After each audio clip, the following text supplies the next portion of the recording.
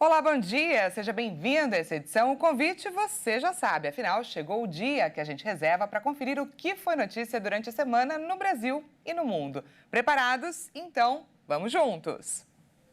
O Brasil bateu recorde na expansão de energia solar neste ano. Segundo o Ministério de Minas e Energia, entre janeiro e agosto foram instalados 3 gigawatts. Vamos ver. Somente no primeiro semestre deste ano, o Brasil instalou 3 gigawatts de potência da fonte solar fotovoltaica e bateu o recorde de expansão desse tipo de energia. Em todo o ano passado, foram instalados 2,5 gigawatts de energia solar. Segundo o Ministério de Minas e Energia, esse acréscimo não considera a micro e mini geração distribuída, que são aquelas placas solares instaladas nas casas e nos comércios. De acordo com a Agência Nacional de Energia Elétrica, as usinas solares ultrapassaram os 5% na matriz elétrica brasileira, alcançando 10,4 gigawatts instalados. Já a geração em residências tem mais de 23 gigawatts instalados em 3 milhões de unidades consumidoras. De acordo com a Associação Brasileira de Energia Solar Fotovoltaica, esse mercado tem potencial para gerar 90 milhões de unidades. De acordo com os especialistas, a queda no custo da tecnologia, políticas públicas e o preço das contas de energia são fatores que levam as pessoas a instalarem o sistema de energia solar. Os microempreendedores individuais devedores podem ser excluídos do Simples Nacional e ter o CNPJ desativado. As novas regras passaram a valer neste mês. Dados do Simples Nacional, levantados até junho deste ano, apontam que 48,56% dos MEIs estão inadimplentes no Brasil. Entre os estados com mais devedores se destacam o Amapá, Amazonas, Pará, Roraima e Maranhão. Desde o começo de setembro, está valendo a determinação que os microempreendedores individuais que têm dívidas com a Receita Federal e a Procuradoria-Geral da Fazenda Nacional que não regularizarem suas pendências podem ser excluídos do Simples Nacional. Segundo a Receita, os inadimplentes recebem os termos e relatórios de pendências. No caso de exclusão, o Cadastro Nacional da Pessoa Jurídica, o CNPJ, continua ativo. Mas a empresa perde o benefício de recolher o tributo em valores fixos mensais, entrando nas regras de apuração com base no lucro real ou lucro presumido.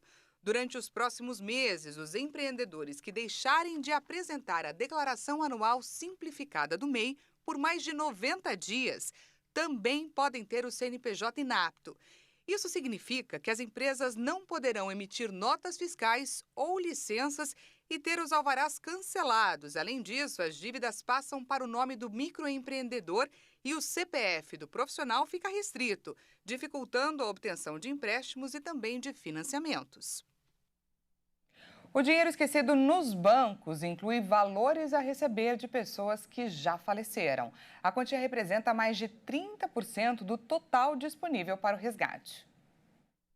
O sistema de dinheiro esquecido em instituições financeiras tem 7 bilhões e 300 milhões de reais para serem devolvidos.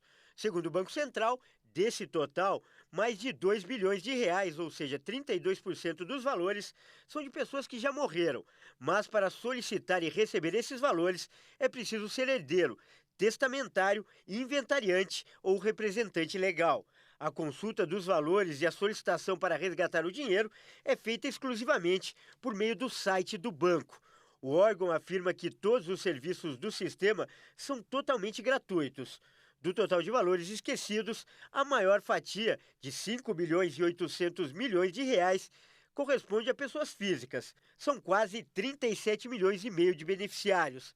Já as pessoas jurídicas, que deixaram 1 bilhão e 400 milhões de reais, somam mais de 2 milhões e 800 mil CNPJs. Até o momento já foram devolvidos 4 bilhões e 700 milhões de reais. Para saber se tem algum valor a receber, inclusive de pessoas falecidas, a pessoa deve consultar o sistema de valores a receber, que também tem informações sobre como solicitar a devolução do dinheiro. A Comissão de Esporte do Senado aprovou uma proposta para que os gastos com academia e personal trainer possam ser abatidos do imposto de renda. O projeto ainda vai ser analisado por outras comissões antes de ir ao plenário. O projeto de lei que está em análise pretende deduzir do imposto de renda os gastos com atividades físicas, como mensalidades de academias, centro de saúde e contratação de personal trainer. Pelo texto, os gastos deduzidos com esses serviços devem ter um limite anual de R$ 3.561 e precisam ser comprovados com nota fiscal. A proposta é baseada em dados da ONU, que correlacionaram a prática constante de atividades físicas com a saúde das pessoas. A prática de atividades físicas rotineira é de vital importância para a manutenção da saúde física e mental. O risco de mortalidade precoce é de 20% a 30% menor em adultos e idosos fisicamente ativos, na comparação com os inativos. A Organização Mundial da Saúde recomenda de 150 a 300 minutos de atividade aeróbica moderada a vigorosa por semana para todos os adultos e uma média de 60 minutos por dia para crianças e adolescentes. Mas uma pesquisa feita pelo Serviço Social da Indústria neste ano concluiu que 52% dos brasileiros raramente ou nunca praticam atividades físicas. Um levantamento feito pela Universidade Federal Fluminense revelou que a inatividade física dos brasileiros gerou gastos de R$ 300 milhões ao Sistema Único de Saúde em 2019, somente com internações. A proposta ainda vai ser analisada pela Comissão de Assuntos Econômicos antes de ser enviada ao plenário do Senado para votação. Após 3 anos de trabalhos pela recuperação do Rio Pinheiros, os resultados começam a aparecer. O governo do estado de São Paulo comemora os níveis e metas atingidos, mas organizações ambientais apontam que ainda há muito a ser feito. O Rio Pinheiros, que corta o coração de São Paulo, a maior cidade do Brasil, era até recentemente impróprio para a vida animal. Hoje, após 3 anos de trabalho para reduzir a poluição das águas, o cenário melhorou, mas a situação em que se encontra ainda gera controvérsia entre poder público e ONGs ambientais. Para o governo do estado, que investiu cerca de 1,6 bilhão de reais, as metas foram atingidas, mas as organizações afirmam que os níveis de poluição no rio e seus afluentes ainda estão muito altos.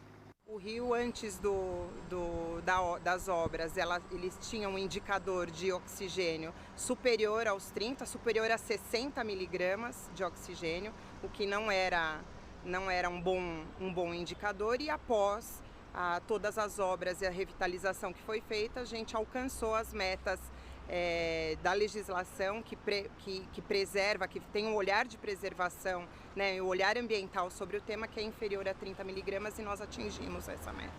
Apesar dessa melhoria que a gente já percebe e a gente celebra essa melhoria, a gente ainda tem muito trabalho para ser feito. Tem muita poluição chegando no rio e não é só proveniente de esgoto.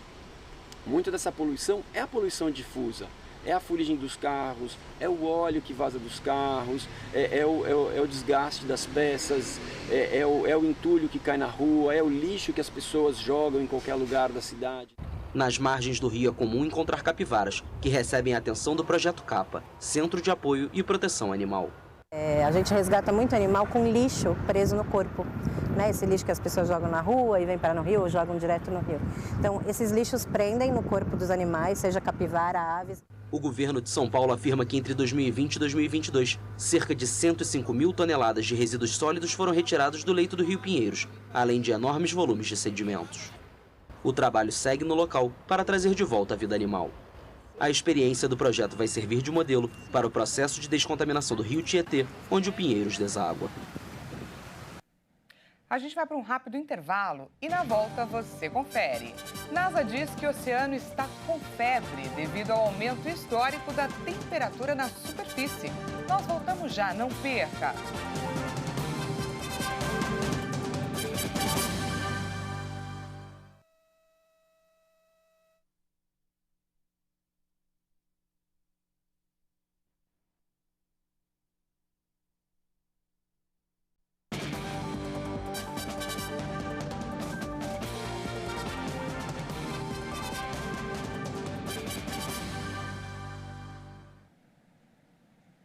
Seja bem-vindo mais uma vez, nós estamos de volta com mais notícias para você. A Organização para a Cooperação e Desenvolvimento Econômico elevou sua projeção para o crescimento do Produto Interno Bruto global neste ano de 2,7% para 3%. O número mais recente está em seu relatório interino de perspectiva econômica trimestral, divulgado nesta terça-feira, intitulado Confrontando Inflação e Baixo Crescimento. O crescimento mundial será maior em 2023, graças aos Estados Unidos, cuja economia pode registrar avanço de 2,2%, e aos países emergentes. O PIB do Brasil vai crescer 3,2%. A Índia deve registrar avanço de 6,3%. A Rússia, 0,8% e África do Sul, 0,6%. Entre os países do Grupo BRICS, apenas a China teve perspectiva de crescimento revisada para baixo, a 5,1% do PIB. Na zona do euro, o crescimento em 2023 será de 0,6%, afetada pela Alemanha, que pode entrar em recessão. A Espanha vai registrar o crescimento mais expressivo entre os principais países da eurozona, com um avanço de 2,3% do PIB. Em 2024, o crescimento mundial será de 2,7%, ainda sob efeito da inflação e das taxas de juros elevadas. Há mais de 18 meses, os bancos centrais de todo o mundo aplicam aumentos consideráveis das taxas de juros para conter a inflação, reavivada pela pandemia e pela guerra na Ucrânia. A NASA afirmou nesta semana que o oceano está com febre devido ao aumento nunca visto antes da temperatura na superfície. O Caribe registrou o verão mais quente na história, com águas em torno de 30,5 graus Celsius, o que afeta a vida marinha e pode contribuir para o desenvolvimento dos furacões. A NASA publicou um artigo intitulado "O Oceano está com febre", que explica que em março e abril as temperaturas médias da superfície do mar ultrapassaram os níveis mais elevados que tinham sido observados no registro de dados mantido pela Administração Oceânica e Atmosférica Nacional dos Estados Unidos. O texto afirma que em agosto foram encontradas anomalias na temperatura da superfície do mar e é notável que algumas áreas dos mares do planeta tiveram temperaturas quentes superiores a 3 graus Celsius. Além disso, são mencionadas mudanças de temperatura nas águas do noroeste do Oceano Pacífico, próximo ao Japão, e do nordeste, próximo à Califórnia e Oregon, nos Estados Unidos. Da mesma forma, diferentes temperaturas foram registradas nos oceanos Índico, Ártico e Antártico. Porto Rico não foi exceção à onda de calor global que está ocorrendo. Desde junho, o Serviço Meteorológico Nacional Americano confirmou novos recordes de temperatura com índices de calor de até 46,6 graus. Alertas de calor extremo começaram a ser emitidos e não pararam desde então. Ainda segundo o Serviço Meteorológico, as temperaturas das águas que circundam a zona de Porto Rico mudaram e algumas alterações já são perceptíveis. Em plena temporada de furacões, na região do Oceano Atlântico, que começou em 1º de junho e termina em 30 de novembro, o aquecimento dos mares pode trazer consequências inesperadas.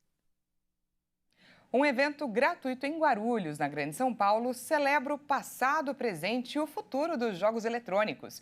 O Museu Itinerante do Videogame fica no Shopping Internacional até o dia 24 de setembro. Até amanhã. Eu convido você para fazer uma viagem pela história da tecnologia e do entretenimento. Vamos entrar em uma máquina do tempo, que é o Museu do Videogame, aqui em Guarulhos, na Grande São Paulo. O evento é gratuito e conta com jogos interativos, exposições de consoles antigos, palco de dança, simuladores de corrida, entre outras atrações, distribuídas em um espaço de 700 metros quadrados.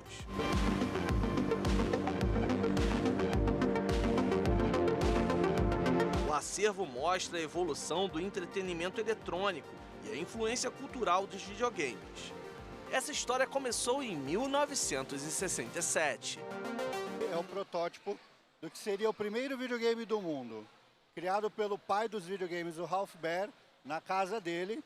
Ele teve a ideia, né? E depois ele vendeu a ideia para uma empresa chamada Magnavox Odyssey, que produziu e comercializou o videogame no mundo. Vamos para 1972. David, o que esse ano reservou na história dos videogames? Lançamento do que é o ápice, né, da história dos videogames. O Magnavox Odyssey de 1972 é o videogame mais antigo que nós temos no acervo do Museu do Videogame. Este console com certeza está no coração de muitos brasileiros. Em 1977 trouxe novidades aqui para o país, não é verdade, David? Sem dúvida. 1977 e 78 é o ano dos videogames do Brasil. E a Philco Ford trouxe para o Brasil o telejogo e fez um sucesso tremendo.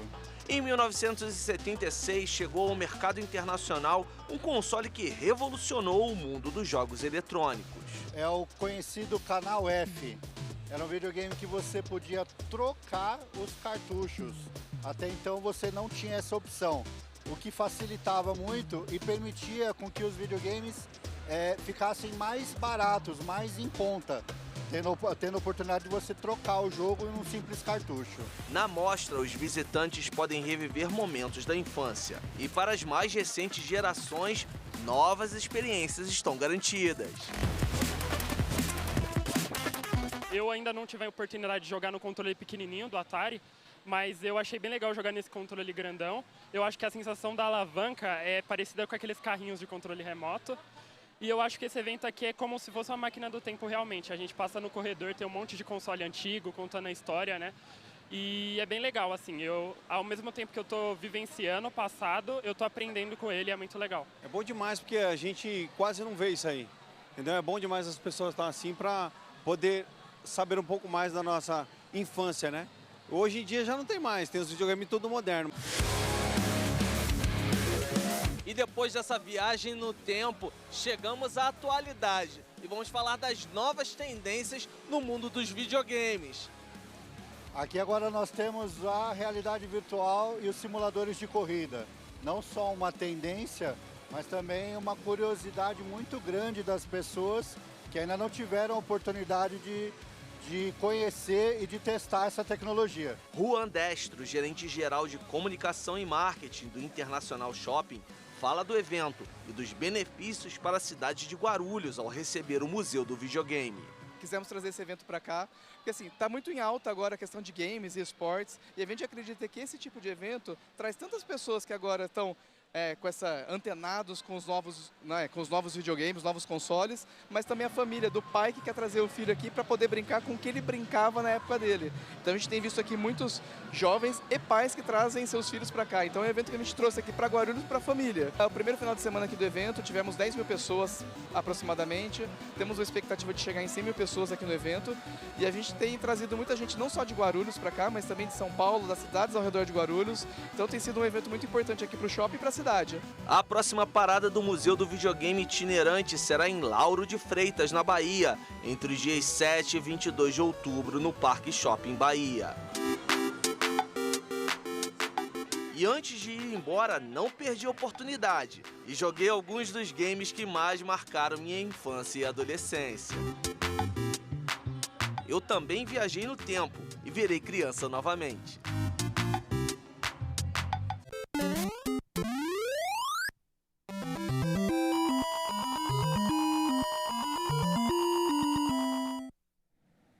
Essa edição fica por aqui. Muito obrigada pela sua companhia. Um ótimo final de semana para você e até segunda.